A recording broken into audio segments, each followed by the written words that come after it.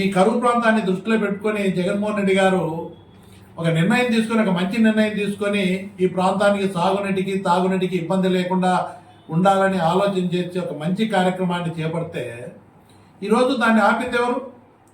ఈరోజు స్వయంగా తెలంగాణ ముఖ్యమంత్రి రేవంత్ రెడ్డి గారు స్వయంగా నిన్న అసెంబ్లీలో మాట్లాడుతూ చెప్తా ఉన్నారు, అయ్యా నేను రాయలసీమ ఎత్తిపోతల పథకాన్ని చంద్రబాబు నాయుడుతో చెప్పి ఒప్పించి దాన్ని ఆపించిన ఘనత నాదని చెప్పి గొప్పగా అక్కడ తెలంగాణ అసెంబ్లీలో చెప్తా ఉన్నారు. అంటే ఏమని అర్థం? ఒక ముఖ్యమైనటువంటి ఎత్తిపోతల పథకాన్ని, రాయలసీమ ప్రాంతానికి ఉపయోగపడే పథకాన్ని చంద్రబాబు నాయుడు గారి మీద ఒత్తిడి తీసుకొచ్చి ఆపించాను. ఆ ప్రాజెక్టు పనులు కూడా ఆగిపోయినాయి. మీరు కావాలంటే నిజ నిర్ధారణ కమిటీ వేస్తాను, బీజేపీ ఎమ్మెల్యేలు కానీ, ఎంఐఎం కానీ, టీఆర్ఎస్ కానీ అందరు వెళ్ళి చూడండి అని చెప్పి ఒక హౌస్లో చెప్పినాడంటే ఇది ఎంత దుర్మార్గంగా ఆలోచన చేస్తూ ఉన్నారు తెలంగాణ వాళ్ళు. మన కరువు ప్రాంతానికి అన్యాయం జరిగే విధంగా వాళ్ళు ప్రయత్నం చేస్తే దానికి సహకరించిన చంద్రబాబు నాయుడు సహకరించాడని స్వయంగా ముఖ్యమంత్రి రేవంత్ రెడ్డి చెప్తున్నాడంటే ఇది రాయలసీమ ప్రాంతానికి తీరని ద్రోహం చేసినట్టు అవుతారు. చరిత్రలో ద్రోహులుగా మిగిలిపోవాల్సిన పరిస్థితి ఏర్పడుతుంది.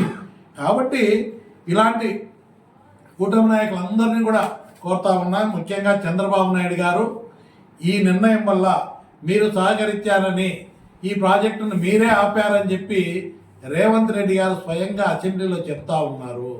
ఇది రాయలసీమ ప్రాంతానికి తీరని ద్రోహం చేసిన వాళ్ళుగా మిగిలిపోతారు.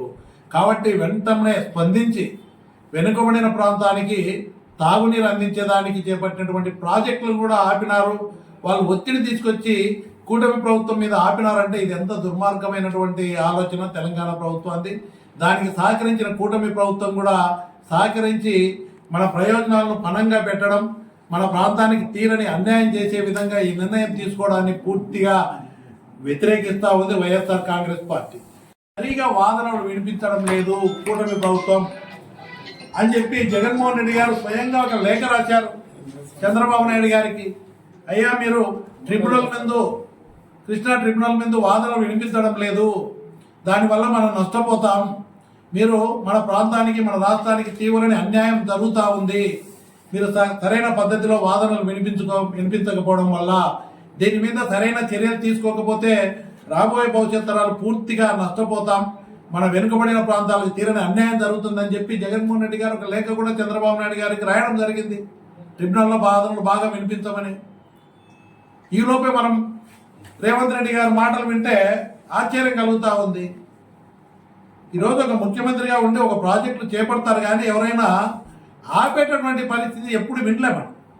మన ప్రాజెక్టుల కోసం నీటిని నిల్వలు, అదేవిధంగా కరువు ప్రాంతాలకు నీళ్లు తీసుకొచ్చేదానికి ఫైట్ చేస్తారు తప్ప ఏ ముఖ్యమంత్రి కూడా ఆపాలని నిర్ణయం తీసుకున్నటువంటి పరిస్థితి మొట్టమొదటిసారి మనం చూస్తూ ఉన్నాం.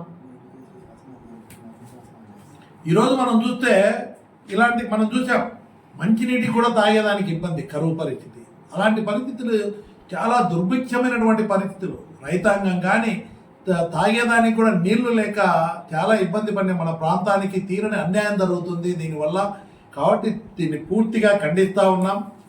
చంద్రబాబు నాయుడు గారు ఏదైతే నిర్ణయం తీసుకొని రాయలసీమ ఎత్తిపోతల పథకాన్ని స్వయంగా ఆయనే ఆపాడని చెప్పి తెలంగాణ ప్రభుత్వం ముఖ్యమంత్రి యొక్క ఒత్తిడికి తలకి ఆపాడని చెప్పి రేవంత్ రెడ్డి గారు చెప్పడాన్ని చూస్తూ ఉంటే చాలా అందరూ కూడా దిగ్భ్రాంతికి గురవుతూ ఉన్నారు. మన రాష్ట్ర ప్రయోజనాలను పణంగా పెట్టి ఏం ఆశించి మీరు ఈ విధంగా నిర్ణయం తీసుకున్నారు? రాష్ట్ర ప్రజలకు వెంటనే స్పందించి దీని మీద చంద్రబాబు నాయుడు గారు కానీ, కూటమి నాయకులు, ఎమ్మెల్యేలు కానీ, మంత్రులు కానీ స్పందించాలని కోరుతా ఉన్నా. దీన్ని ఎట్టి పరిస్థితులలో కూడా వైఎస్ఆర్ కాంగ్రెస్ పార్టీ తీవ్రంగా వ్యతిరేకిస్తూ ఉంది. ఈ నిర్ణయాన్ని, రాష్ట్ర ప్రయోజనాలను, కరువు ప్రాంతాల యొక్క ప్రయోజనాలను పణంగా పెట్టి తీరని కరువు ప్రాంతానికి తాగునీటికి సాగునీటికి అన్యాయం జరిగే విధంగా చంద్రబాబు నాయుడు గారు తీసుకున్న నిర్ణయాన్ని పూర్తిగా వ్యతిరేకిస్తూ ఉంది.